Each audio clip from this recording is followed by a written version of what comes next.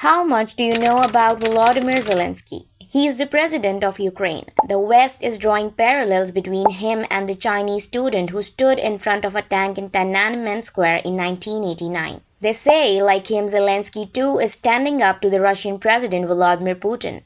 Zelensky has become the most admired person of the free world. His Legos are being sold, there is Zelensky merchandise, so much is being written about him, but mostly by the West. So far, we have seen Zelensky through the Western lens, one that sees Putin as the villain and Zelensky as the hero. Putin, the man who tags polar bears, and Zelensky, the president who dances to cha-cha. Putin is cold, Zelensky is funny. Putin barely talks about his family. Zelensky shares photos of his wife and children.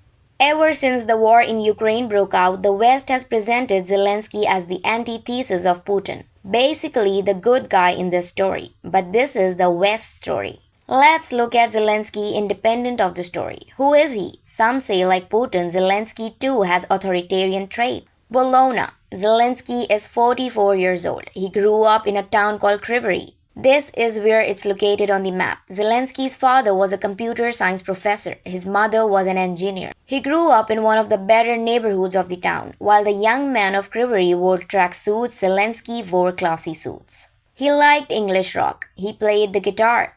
The Soviet Union, though, collapsed when Zelensky was growing up. The post-Soviet era gave him the chance to mock politicians in broad daylight. A comedy show sprung up on the Russian TV called KVN. It pitted teams from across former Soviet states against one another. At 17, Zelensky became part of the team representing the Kryvyi Rih. Soon, he and his friends created their own troupe. It was named the 95th Quarter or Quartal 95. Critics say Zelensky's comedy was burial, vulgar, and working class. It is said that Zelensky's mother once visited the rehearsal. She was not happy with what she saw.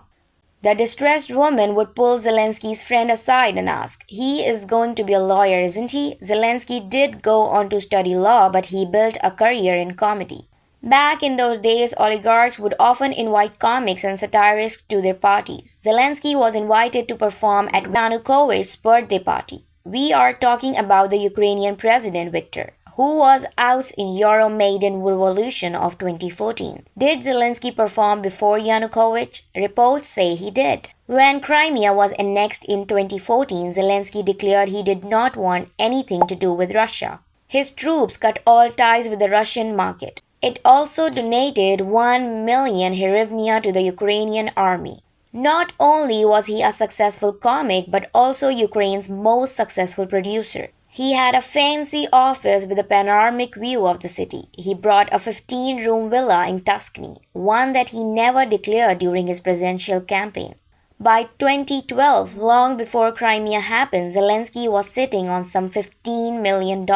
He did not lose much by cutting off his ties with Russia, but he made immense gains in terms of his popularity. Soon, Zelensky started work on his most successful show, a sitcom called Servant of the People. He played a high school teacher named Goloborodko, who was caught on tape ranting about corruption. And this monologue goes viral, and the teacher becomes president. Goloborodko sets out to chart his own path. He surrounds himself with old friends instead of the old ruling class. He appoints inexperienced people to office. Turns out, all of this could have been a campaign announcement spread over 3 seasons. This show ran from 2015 to 2019. In the final hours of 2018, Zelensky announced that he would run for office. He had no experience, but 2 big promises. 1, he would fight corruption and confront Ukraine oligarchs. And 2, he would end the war in Donbass. Zelensky declared, "You don't need experience to be president. You just need to be a decent human being." Volodymyr Zelensky is a native Russian speaker. His career as a comic was all about depicting past presidents in bad light, be it Viktor Yanukovych or Petro Poroshenko. Zelensky promised to be nothing like them. He projected himself as the total alternative to these presidents. 73% of Ukrainian voters put their weight behind him. He assumed office on May 20, 2019. Just like Goloborodko, Zelensky installed friends in high offices. His writings partners, the head of his production company, or his lawyer. They were all made part of the government. And here we are, 3 years later. The war in Donbass has not ended. Instead, it has escalated into Europe's biggest crisis since World War II. About 1,000 civilians have been killed in Ukraine alone. More than 1,500 people have been injured. At least 3 million people have fled Ukraine. Zelensky failed to keep his promise, and he could not have failed in a worse way. But he did rise to the crisis. When the US offered to fly him out of Ukraine, Zelensky said, "I need ammo, not a ride." The president appears on TV every day, and every day he wears a sap green t-shirt. He is visibly exhausted and mostly unshaved. On the 6th day of the war, Zelensky addressed the European Parliament via video link. "Do prove that you are with us," he said. His interpreter appeared to choke on his tears. "Do prove that he will not let us go," Zelensky continued. One observer later noted it was if Charlie Chaplin has morphed into Winston Churchill. You see, this man knows TV. He's pulling off what Putin had during the Chechen War. The daily press appearances, videos from war zones, sharing meals with troops, addressing parliaments around the world, and all of this is working. Zelensky has become the most popular politician in the US, more popular than even US President Joe Biden. How tough should that be? You could ask. Zelensky knows how to win people over. He knows gimmicks. After he became president, he appointed his press secretary through an open competition. There were 4,000 candidates, and each of them was tested on their sense of humor. Zelensky also liked theatrics. He announced his election bid on live television on New Year's Eve. He once held a 14-hour-long press conference at a food market. Here's something he does not like: comedy at his expense. If comic Zelensky were to look at President Zelensky today, he would get a lot of fodder for his scripts. 1. The president has not been able to weed out corruption. 2. The Pandora Papers have exposed Zelensky's murky businesses. Volodymyr Zelensky, his offshore buildings, his own companies in British Virgin Islands, Cyprus, and Belize. His team says Zelensky is quote-unquote like any other business person in Ukraine. But you don't get to be both, a businessman and a statesman.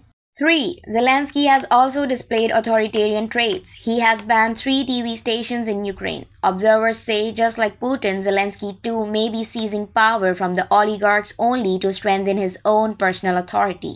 In 2020, Zelensky dismissed a general prosecutor because he reportedly refused to pursue cases that helped the president's cause.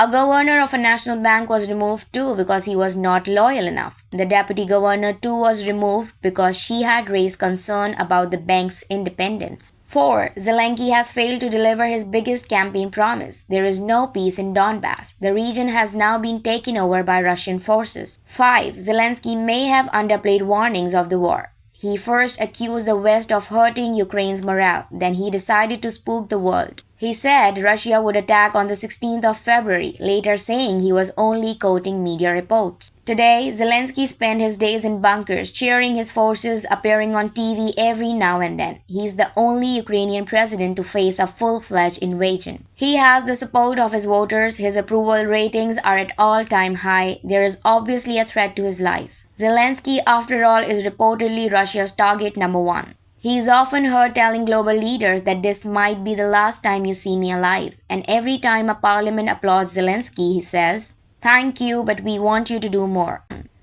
There is no doubt he has risen up to the occasion, but come to think of it, he did not have much of a choice either. Fleeing Ukraine means losing presidency and a lot more. The Western media is drawing parallels between Zelensky and the emergency team that responded to 9/11. They have already pronounced him a hero, but it may be too early to say how history will judge this president of Ukraine.